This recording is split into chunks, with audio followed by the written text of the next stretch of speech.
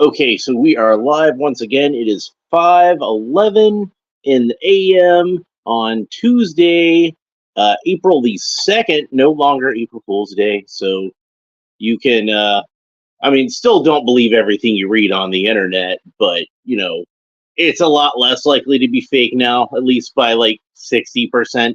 So, yeah, uh, we got brand new DC Multiverse figure to unbox, and this is the Spectre.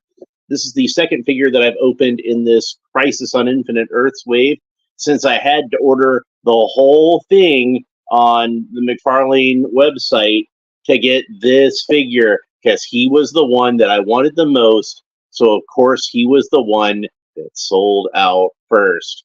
And then later on, Superman sold out, which, of course, that was the one that I wanted the second most. So it's probably a good thing that I went ahead and ordered the whole wave, because that was the only way you could get it by then. So I guess maybe I haven't checked since yesterday. Maybe they still have a few more left of Psycho Pirate and the Flash, or Kid Flash, because he was Kid Flash at the time. But yeah, we already saw the back here, and let's see.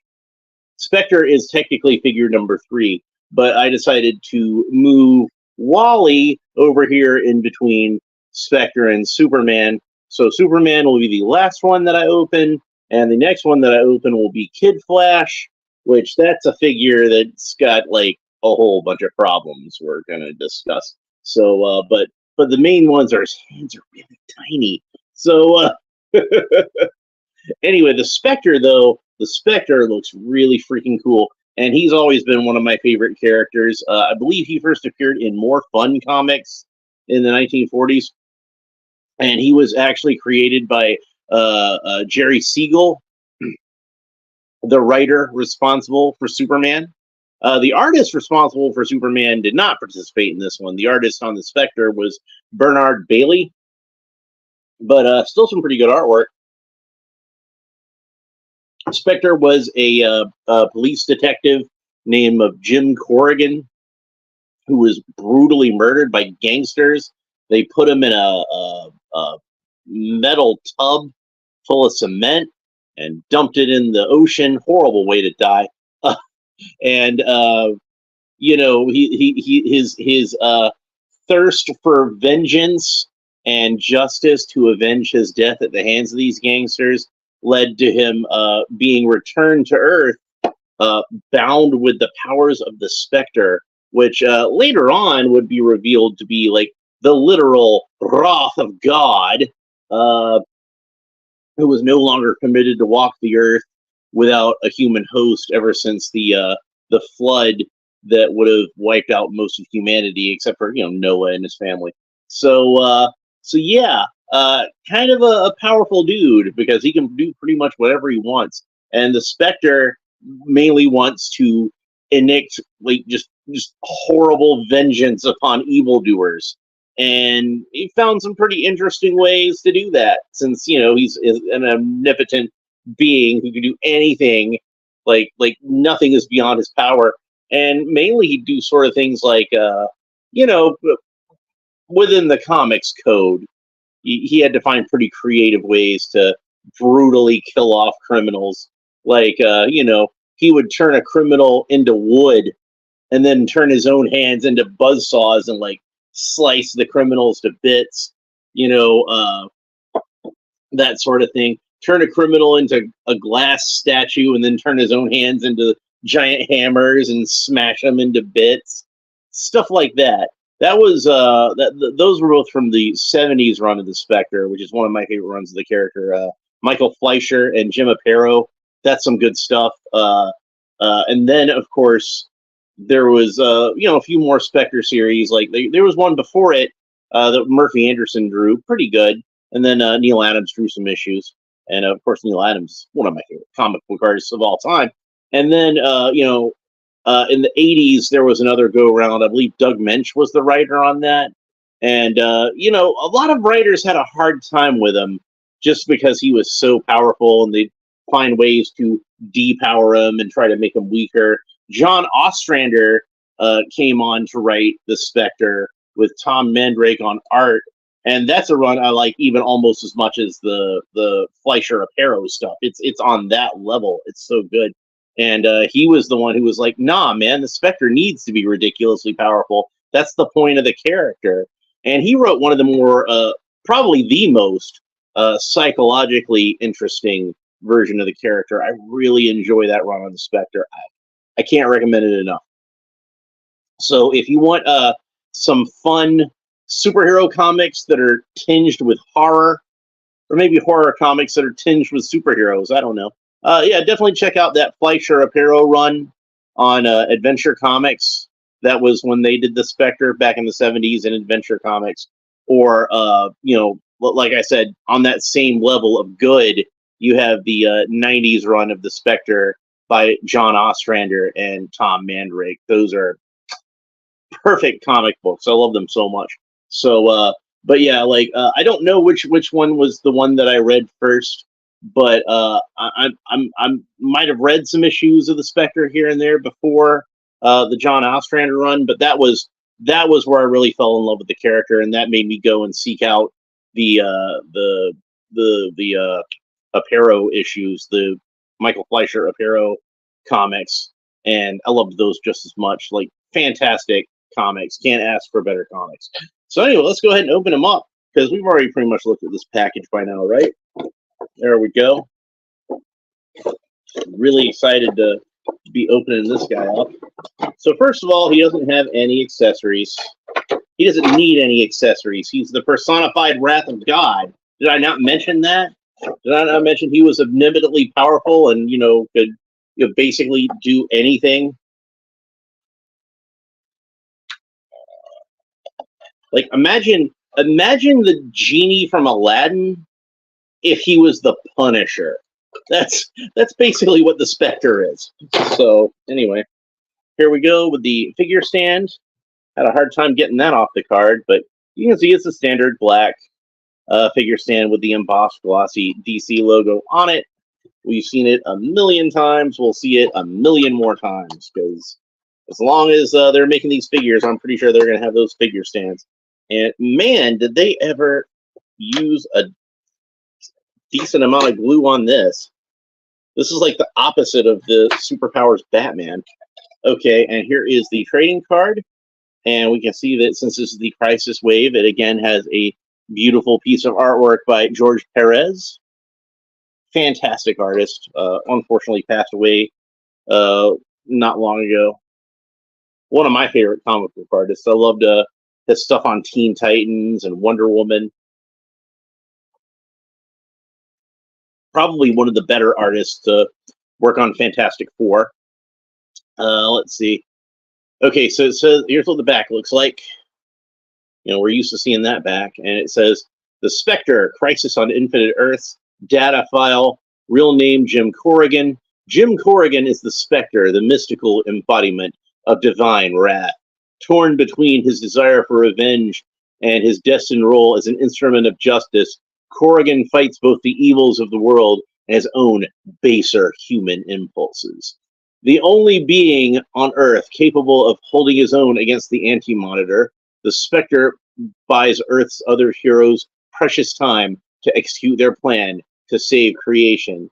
And like with the Psycho Pirate, I'm pleasantly surprised that this is actually a bio, that it's a good bio, tells us enough about the character, and also it's specific to this storyline. It's not like a lot of these other ones where it's just kind of like kind of like with this Superman one. Like I said, it could pretty much apply to any version of Superman, but that's a story specific Spectre bio. So if they ever do another Spectre trading card, they're going to have to do something else for the bio on that. Now, from what I understand, and of course I don't have that one, thankfully, the Platinum Edition is actually not the Jim Corrigan version of the Spectre. It is the Hal Jordan version of the Spectre. So I kind of wonder if that one will have a different bio to it, or if it's just the same trading card. To me, it seems like the sort of thing where they would just have the same trading card, but maybe I'd be pleasantly surprised if I was ever able to get that one. I doubt I will because it's, like I said, exclusive to the Mcfarlane website, and it was entirely sold out as a single figure when I bought it. And I'm sure as hell not buying an entire another set of these just on the hopes of the off chance that I might get the Hal Jordan Spectre. Because really, Jim Corrigan was the one I wanted. And when I ordered this whole set in the first place, afterwards I found out about the Hal Jordan Platinum variant. And I was just praying to God or the divine wrath of God or whatever, praying that I would not get the Hal Jordan version of the Spectre, that I would indeed get the Jim Corrigan one, which is the one that I really wanted. And thankfully, like, I wound up getting it. Like, you know, obviously the platinum version is more rare, and I think some people might want the platinum version just for that. But no, not me. I love this character. This is the character that I wanted. Now, if the platinum edition had been this one, but it glows in the dark, that would have been a different story. Mcfarlane, anybody from Mcfarlane, if you're watching this, like, I think you ought to re-release the Spectre at some point, since it will be a hard to find figure for a lot of collectors. But to do something a little different and to not just, you know, be re-releasing this same exact figure, I'm going to suggest, if you guys haven't already thought of this, and I know you guys like seem to think along the same lines as me a lot of the time, because a lot of times I'll suggest something and you'll wind up doing it anyway. I don't know if you guys, maybe you are watching my videos, I don't know. But glow in the dark. Make a glow in the dark Spectre. That would be awesome. So let's go ahead and, oh, come on. Let's not do that now. The dreaded double tabs. Oh, my arch nemesis. Okay, there we go. I got it off. Before we do that, though, let's go ahead and put our Build-A-Figure pieces together, so that way I don't have a bunch of Build-A-Figure parts lying around. So he's got the cape with the shoulder armor on it that clips on there just nicely. You can remove it again if you want to. It doesn't like stand there temporarily. It's got little oblong tabs that kind of hold it in.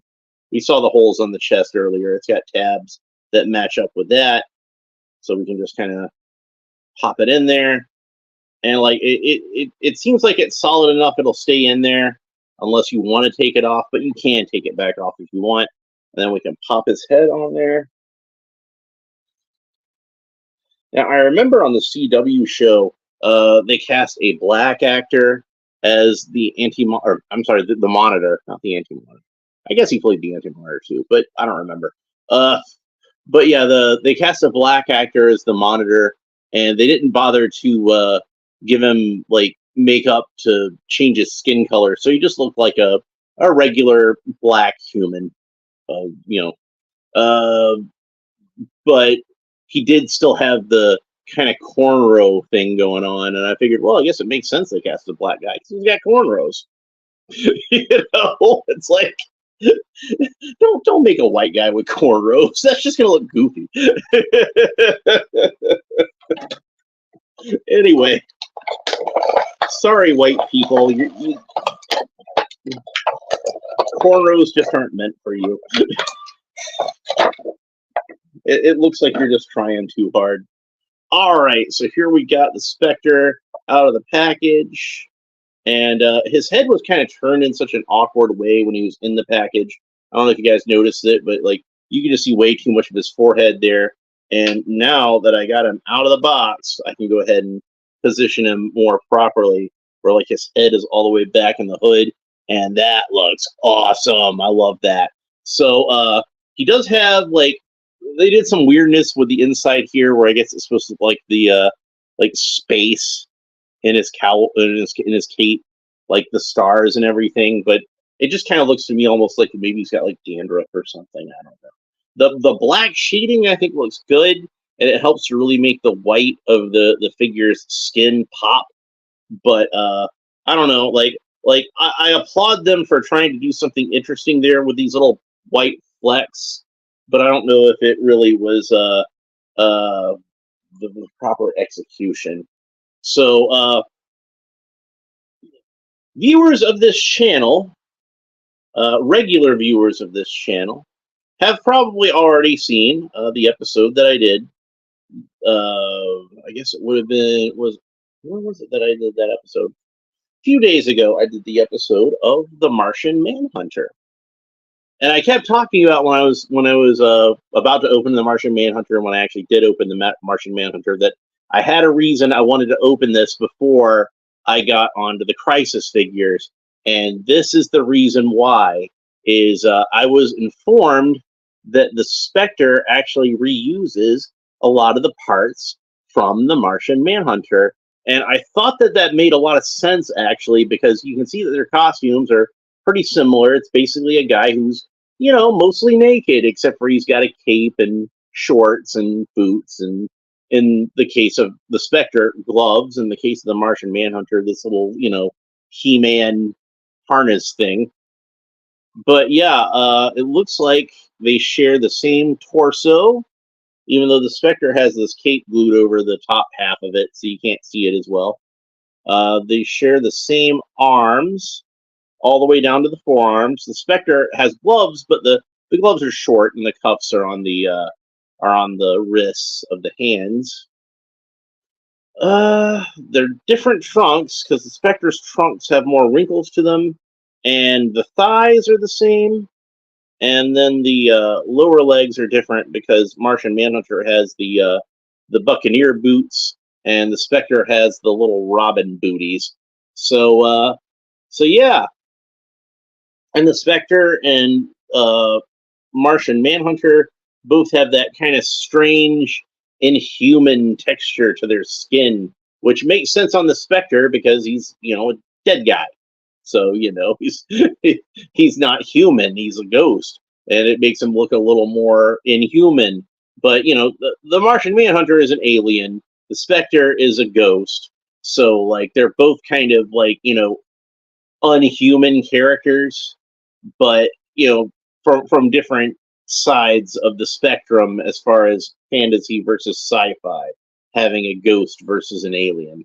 But yeah, they are kind of similar characters now that I think about it, though, in a lot of ways, because they are kind of characters that are ridiculously OP for the superhero team that they're on.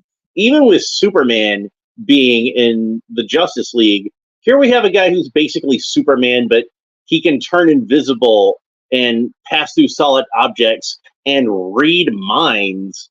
Yeah, it's even Superman's like, dude, you're OP. And Batman's like, all I need is a penny for a book of matches.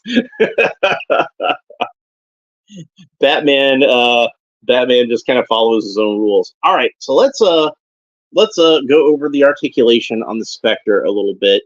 So the head articulation is interesting. I'm sure in theory you could turn his head all the way around, but the hood is going to kind of interfere with that a little bit. Not just because it's going to keep the head from turning, like holding the head in place, but also like, how do you get a grip on this thing to turn it around? Like, maybe you could pull the whole hood back. And he's got a bald head underneath, so I kind of wonder if maybe this head is even recycled from something. Now that I look at it, it's not the Martian Manhunter because he doesn't have that beetle brow, but he might reuse the head from something underneath here. Like maybe it's like Lex Luthor or something. I don't know. That's he does have ears. He has ears and a bald head. So anybody out there who has any idea as to what this head could be, if it is reused from something, let me know. Let me know. I'm going to do a little bit of research myself on the internet. So yeah, he can look down about that far. So really, his head his chin goes all the way to his collarbone. So he looks down all the way, and his head can look up. It can look up pretty far, but it's not going to stay that far because of the hood. The hood's going to press it back down. But you want the head to be kind of matched up with where the hood is anyway, and I find that's the best look for him right there, is keeping his head at exactly that angle. So the arms rotate all the way around at the shoulders. Obviously, you got this cape that kind of gets in the way, especially on this side. But in theory, it rotates all the way around at the shoulders. And the arms move up about that far. he's going to have pretty much the same articulation that we just saw in the Martian Manhunter, since it is mostly the same body. You can move at the pelvis and at the middle of the, just underneath the rib cage. He's got that great Mcfarlane torso articulation where you can move him around any which way. So that's pretty cool. The Spectre can kick his legs up about that far. And he does have the double jointed knees, so the knees can bend about that far. He's got the cool Mcfarlane ball joints at the ankles. Toes can point down about that far and point up about that far. And of course, it does have the toe articulation show off. I'm getting a little ahead of myself. I hadn't finished up the arms yet. He does have a bicep swivel, so the bicep rotates all the way around. He's got double jointed elbows. Elbows bend up about that far. And then he's got the cool Mcfarlane wrist articulation. Now, nitpick. I'm going to nitpick something that I think they really should have done with this figure, and I'm really disappointed that they didn't.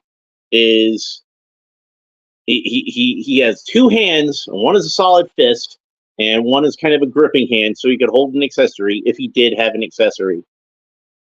But and while I think that's a good, I do think that's a good choice for hands in most cases. But the Spectre, if ever there was a character that needed to have spellcasting hands, I want the Spectre to be on the shelf like this. That's how I want the Spectre to be. And I can't really do that with this one because he doesn't have those extra hands. And this is a figure that they had retailing for $40. Now, thankfully, I didn't have to pay that much for it because they give you a little bit of a discount when you buy the whole set. And on top of that, this was actually on sale when I bought it. So that was another $10 off of the whole set. And then you add to that, this was the first time I'd ever actually ordered anything from the Mcfarlane website. If you sign up for their newsletter, you save another 10%. So I did not pay $40 for this figure, thankfully.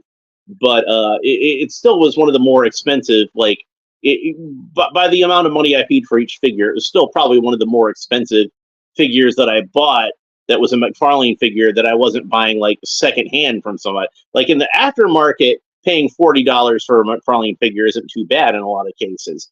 But buying it directly from the manufacturer, not even from a retailer, for $40, that's kind of steep, And like I said, I didn't pay that much for it, thankfully, because I was able to be clever with certain deals, and even then I was able to do the pay in 4 with the PayPal, so it's not going to hit me as hard as it would otherwise. I probably wouldn't have been able to buy this if not for that.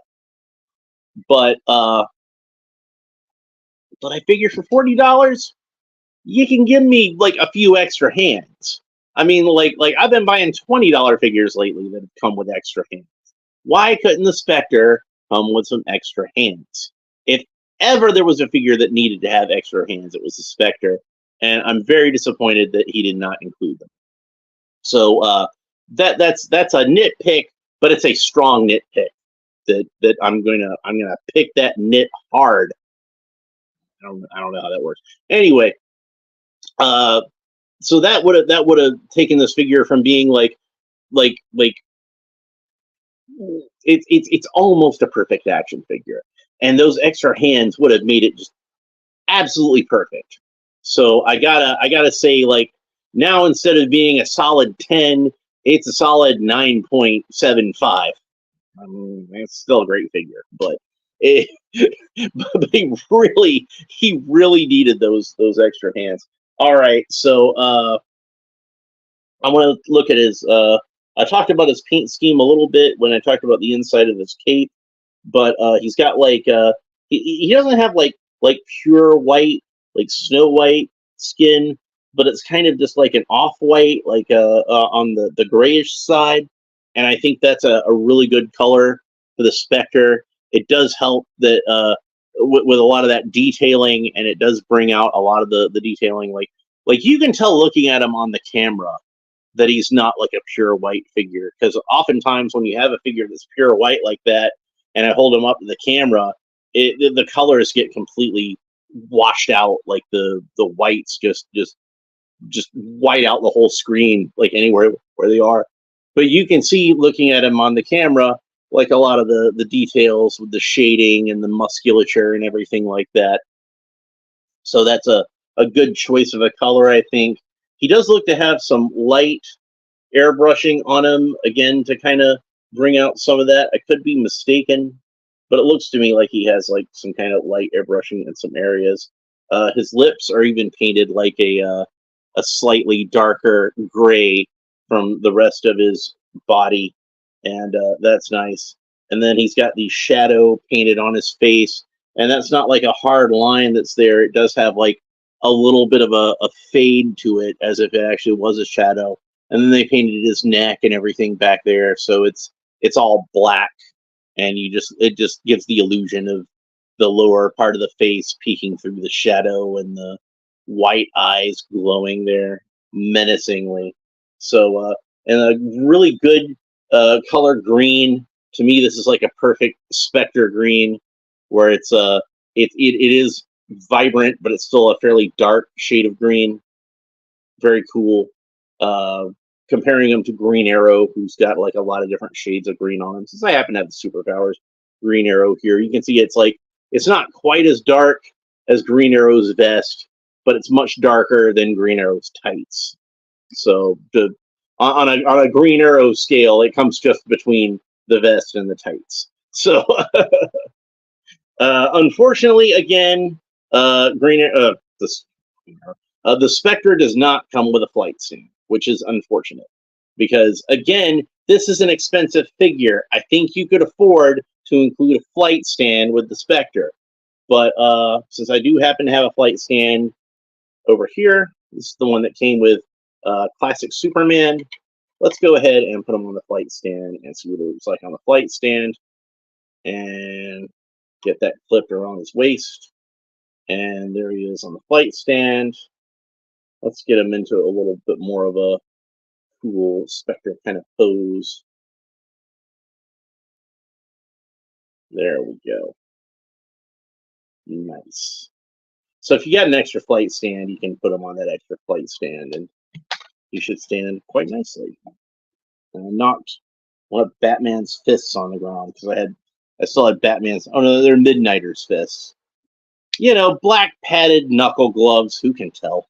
So, so yeah, if you can get another one of these for cheap, like there's still some figures that have flight stands on Amazon that you can get for about $10 or so. I think it's probably worth that to get a flight stand. Or like NECA has some flight stands, I think, that they sell. Might be worth picking up one of those.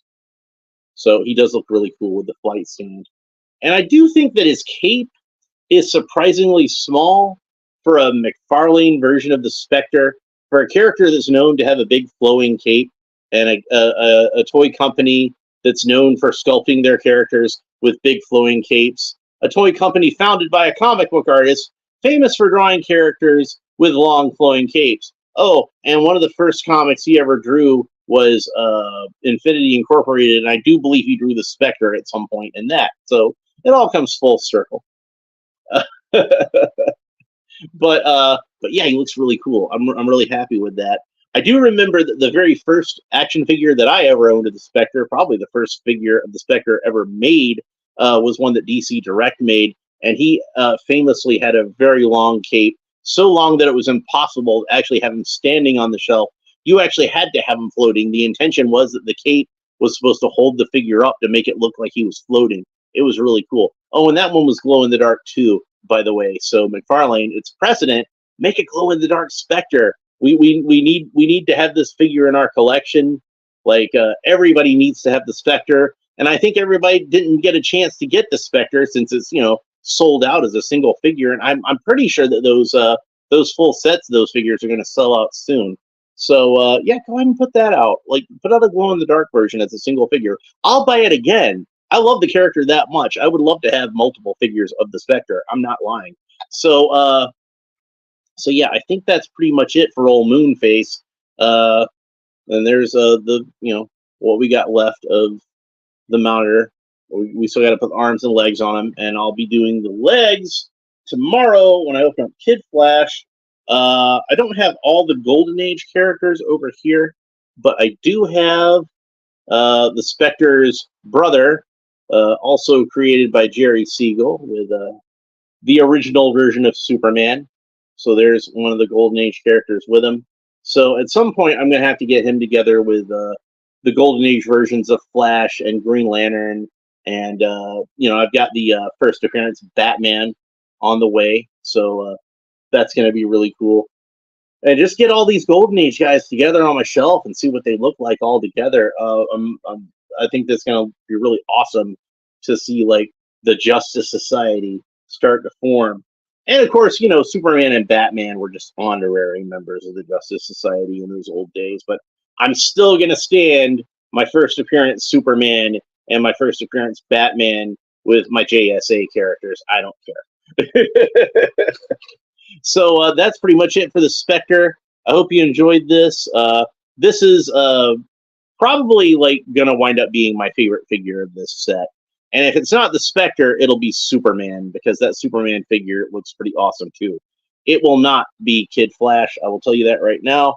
I know a lot of people like my videos and say, "Hey, you're really positive about everything." Well, I'm not positive about everything. It's like, I'm positive about most stuff because I tend to review stuff that I buy, and I mainly just buy stuff that I like. If it's something that I'm negative about, it's because, like, I wound up being disappointed in it after I buy it, or I just was able to get it for like really cheap, and I just wanted to do a review of the figure, whether or not I liked it. But yeah, most stuff I review I tend to like because of that. But this Kid Flash figure, it's just got a bunch of problems to it, and I'm gonna break all that down for you tomorrow when I review that. And it's disappointing to me because I love Wally West as a character, and was really looking forward to the Kid Flash figure.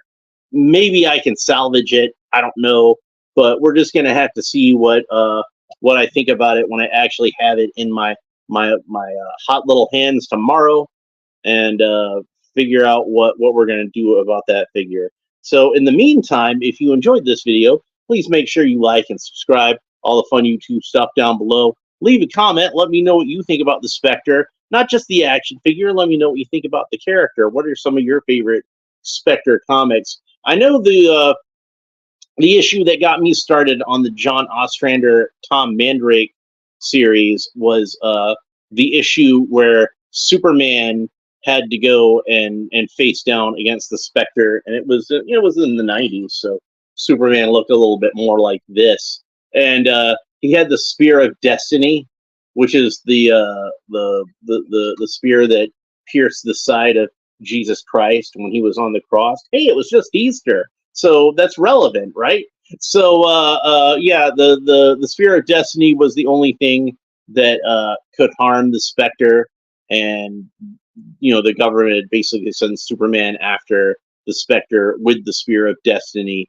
And the cover was by Alex Ross, and I was at the time and still am a huge fan of Alex Ross, so I had to have that issue just for the cover with Alex Ross painting Superman facing off against the Spectre, and he did a purposeful homage to a Frank Frazetta painting.